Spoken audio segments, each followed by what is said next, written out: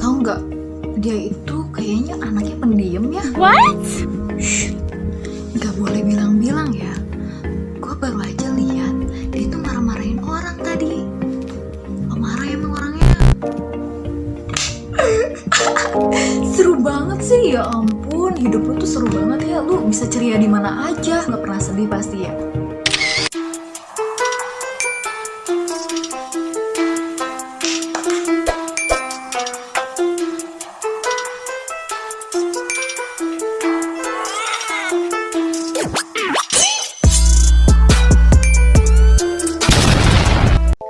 Gimana tadi? Udah nonton kan bagian video opening di video ini?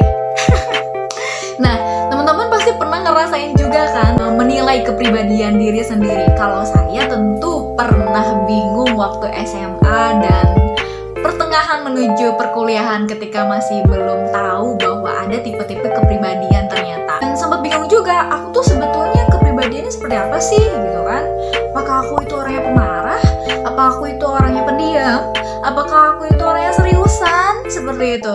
Bagi teman-teman yang memang sedang mencari dan menemukan diri sendiri, video ini sangat cocok untuk ditonton. Karena memang nanti akan ada beberapa pembahasan yang nantinya teman-teman bisa menyimpulkan ya, oh ternyata kepribadian itu seperti ini ya. Dan tentunya disclaimer first. Jadi video ini dibuat berdasarkan hasil catatan belajar saya pribadi dengan beberapa referensi yang sudah saya dapat. Untuk referensinya dan sumber di mana saya dapat informasi ini, saya akan taruh di deskripsi di bawah. Nanti bisa dicek ya, barangkali pada saat penyampaiannya akan berbeda. Jadi teman-teman bisa lihat yang aslinya, dimana saya dapetin semua pengetahuan ini. Nah, kali ini di episode 2, sebetulnya nggak tahu nih bisa tayang kapan ya, mudah-mudahan secepatnya. Karena memang banyak sekali hal yang terjadi dalam kehidupanku. Lalu dengan banyak macam kesibukan juga, dan sejujurnya bikin video YouTube self-development ini hanya untuk menyalurkan hobi dan kreativitas yang memang mungkin terpendam ya.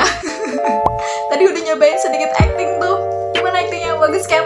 Oh iya, kalau yang belum nonton episode satunya catatan belajarku ada di link ini ya. Atau teman-teman juga bisa langsung klik link yang ada di deskripsi di bawah, aku taruh di sana. Dan di sana juga aku ngejelasin kenapa sih aku bikin serial catatan belajarku, seperti itu alasannya. Dan ini episode yang kedua, kita akan bahas tentang personality. Kurang lebih nanti kita akan bahas 6 poin di video kali ini. Nanti yang pertama, kita akan bahas apa sih kepribadian itu. Yang kedua, kita akan juga bahas hubungan antara karakter dan kepribadian.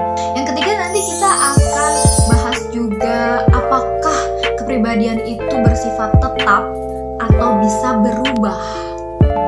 Yang keempat, kita juga akan cari tahu apa sih yang menyebabkan kalau sekiranya kepribadian bisa berubah. Sebabnya apa aja ya. Lalu yang kelima, nanti kita juga akan bahas apa aja tipe-tipe kepribadian yang sudah ditemukan oleh para ahli psikologi atau psikologi. Keenam, yang terakhir, nanti kita juga bisa tahu apa sih manfaatnya ketika kita tahu tentang kepribadian diri kita. Ada manfaatnya loh ternyata. Nah, sekarang kita ayo bahas satu persatu. Yang pertama, kita akan cari tahu apa sih kepribadian itu. Jadi, untuk mendapatkan definisi tentang kepribadian ini, aku sudah baca beberapa jurnal dan buku referensi yang didapat. Salah satunya dari buku Psikologi Kepribadian 3, Teori-teori Sifat dan Behavioristik, Alport, Salder-Cattle, Fowler, dan Miller-Skinner tahun 1978. Nah, Alport di sini bilang kalau kepribadian adalah organisasi dinamik dalam individu atas sistem-sistem psikofisis yang menentukan penyesuaian dirinya yang khas terhadap lingkungannya. Nah, organisasi dinamik di sini tuh maksudnya bermakna fakta bahwa kepribadian selalu berkembang dan berubah. Meskipun sekaligus terdapat organisasi atau sistem yang mengikat dan menghubungkan berbagai komponen dari kepribadian. Sedangkan istilah psikofisis menunjukkan bahwa kepribadian bukanlah semata-mata mental dan juga bukan semata-mata neutral. Ya, bahasa banget ya, ilmiah memang. Selain dari buku juga, aku tuh dapet insight atau inspirasi atau pandangan dari salah satu live Instagramnya Kak Ayu Kartika Dewi. Kak Ayu, kalau nonton subscribe ya Kak. Promo. Ya, linknya udah aku taruh di bawah. Ini gambarnya ya, bersama psikolog Kak Erwinda di sana, dan pembahasannya seru-seru banget. Intisarinya aku sampaikan di sini, tentunya dengan bahasaku ya.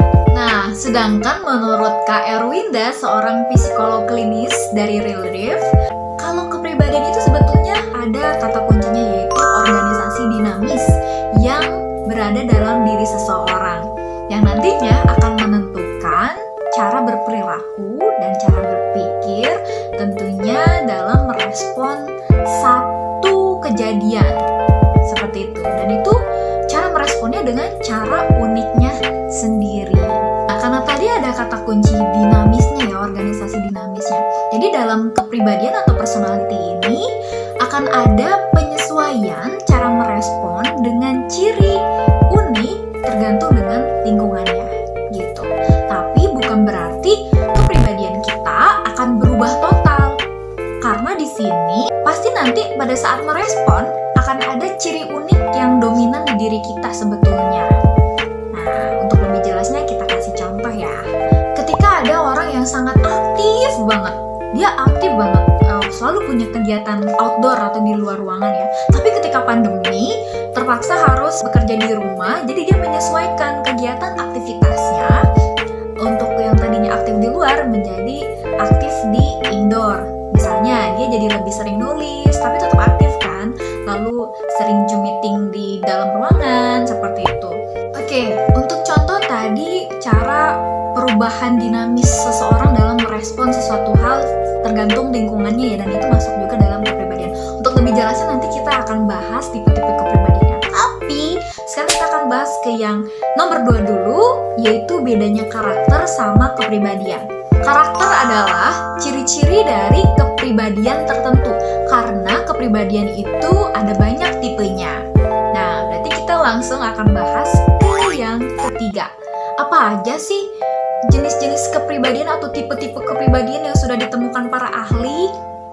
Ternyata tipe-tipe kepribadian ditemukan oleh para ahli yang berbeda-beda, tentunya berdasarkan hasil penelitian masing-masing selama bertahun-tahun. Di sini aku akan menyebutkan beberapa referensi dari tipe-tipe kepribadian. Menurut Hippocrates, tipe-tipe kepribadian manusia dibagi menjadi 4: koleris, melankolis, flegmatis, dan sanguinis. Lalu, yang kedua, Enneagram berarti sebuah gambar bertitik 9. Enneagram ini dipopulerkan pada tahun 1960 oleh seorang filsuf secara otodidak bernama Oscar Ichazo. Di antaranya ada reformer, lover, achiever, individualist, thinker, adventurer, leader, security, and peacemaker.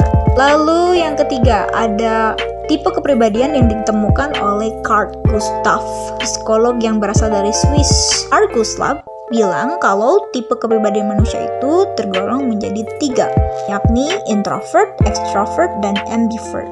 Sepengetahuanku, introvert itu biasanya cenderung untuk mengecas energinya di dalam ruangan atau tidak bertemu dengan banyak orang gitu ya. Lalu extrovert biasanya kegiatan aktivitas banyak di luar dan tentunya berinteraksi dengan banyak orang. Ambivert itu bisa keduanya. Keempat, ada tipe kepribadian yang disebut oleh hasil pengamatan dan observasi seorang penulis asal Amerika, Florence Littleton. Nah, di sana dia menyebutkan bahwa tipe kepribadian itu adalah hasil gabungan dari beberapa tipe kepribadian yang lainnya. Dia menggolongkan menjadi 3. Ada yang tipe campuran alami, perpaduan antara sanguinis, koleris, dan melankolis, flegmatis. Ada tipe campuran pelengkap, koleris, melankolis, sanguinis, flegmatis. Dan ketiga ada campuran berlawanan, sanguinis, melankolis, dan koleris, flegmatis. Lebih lengkapnya ada di buku Personality Plus karya beliau. Kelima, ada tipe kepribadian berdasarkan Myers-Briggs Type Indicator atau sering dikenal dengan MBTI. Adalah tes psikotes yang dirancang untuk mengukur preferensi dasar murni psikologis. Gabungan dari kepribadian seseorang itu adalah bentukan dari beberapa unsur yang disimbolkan menjadi huruf-huruf ya, E, I, T, F, S, N, E, P. Nah, itu ada 16 kepribadian yang bisa dibentuk dari unsur-unsur ini gitu. Lalu yang keenam terakhir ada tipe kepribadian menurut Dr. John L. Holland, yaitu seorang psikolog yang paling berpengaruh di dunia. Beliau bilang kalau misalnya tipe kepribadian itu menggolongkan tipe kepribadian menjadi 6. Ada yang konvensional, realistic, investigative, artistic, social, and enterprising. Atau kalau dalam bahasa Indonesia, tipe sosial, tipe realistik, tipe konvensional, tipe intelektual, artistik, dan wirausaha. Menarik ya, ternyata banyak banget tipe-tipe kepribadian sesuai dengan hasil penemuan dari penelitian para ahli. Aku juga mau nyebutin satu lagi yang sebetulnya disebutin sama Kak Erwinda yang pada IG live-nya aku tonton. Jadi ada juga tipe kepribadian yang general ya. Jadi cara ngetesnya itu coba deh teman-teman juga ikutin ya. Langsung tanpa sadar, nggak boleh mikir dulu, langsung giniin tangannya. Nih, jempol yang mana yang di atas? Yang kanan atau yang kiri? Bisa jadiin patokan secara general kepribadian teman-teman seperti apa. Ternyata pas dicobain, kalau misalnya jempol yang paling atasnya itu sebelah kiri, di bagian sininya ya. Nah, di bagian sininya misalnya sebelah kiri. Kalau aku bagian kanan ya udah kelihatan ya. Yang kiri itu orangnya adalah kreatif, suka sosialisasi, lalu nggak suka hal-hal yang ngebosanin. Jadi kalau misalnya mau belajar, dia harus ada project gitu kan. Coba deh cari video, coba deh kamu harus bikin praktikum ini dan itu. Nah, itu ciri-ciri dari orang yang jempolnya tadi di kiri ya, yang paling atas yang kiri. Yang jempolnya yang paling atas itu yang di kanan, itu adalah orang yang mudah stres sebetulnya dan sangat pemikir, lalu teliti, mau ngerencanain sesuatu tuh detail, dichecklistin satu-satu. Kalau ada yang berubah agak menjadi trigger stres gitu ya, tertampar sih pas tahu ya. Aku gitu banget soalnya. Lalu tadi mungkin gak terlalu dijelasin, tapi waktu kuliah dulu aku dapat satu mata kuliah tentang psikologi juga, dan diperkenalkan dengan 4 tipe kepribadian yang tadi ya, yang oleh Hippocrates ya, yang disebutkan ada koleris, melankolis, pragmatis, dan sanguinis. Jadi kalau koleris itu ciri utamanya ya, orang yang koleris kepribadiannya tuh dominan dengan sebetulnya leadershipnya bagus, tapi orangnya meledak-ledak, jadi gampang banget marah. Kalau marah benar-benar nyeremin gitu ya. Melankolis itu perasa dan penuh dengan seni gitu ya orangnya sebetulnya. Dan kalau misalnya ditanya kamu kenapa, aku nggak apa-apa, tapi sambil nangis gitu ya, diresapin segala sesuatunya. Itu melankolis. Pragmatis itu biasanya orang yang sangat bisa dikatakan logikanya kuat ya. Jadi kalau misalnya ada info yang kurang detail, nanti ditanya, kamu dapat info itu dari mana? Kayak gitu. Jadi selalu nanya detailnya. Itu pragmatis ya kalau nggak salah.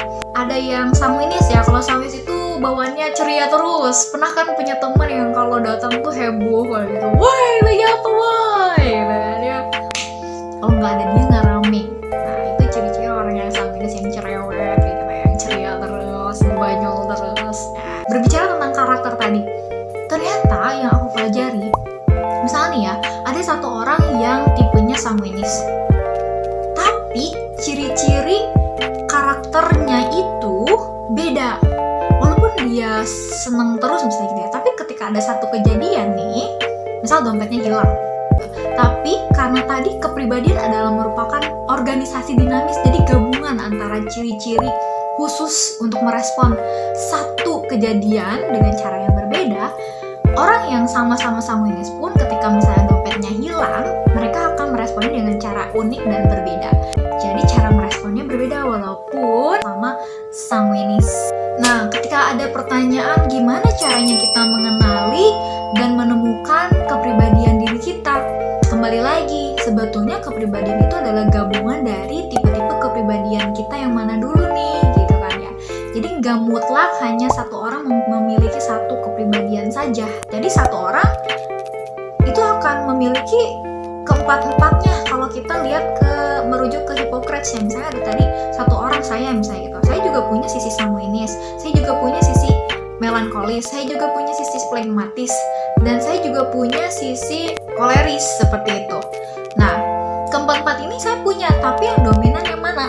Dengan ciri-ciri unik yang memang sudah juga cara merespon saya gimana nih dalam situasinya, tergantung dari kebiasaan saya di keluarga, kebiasaan saya di lingkungan, kebiasaan di negara Indonesia ini dengan orang Amerika pasti beda.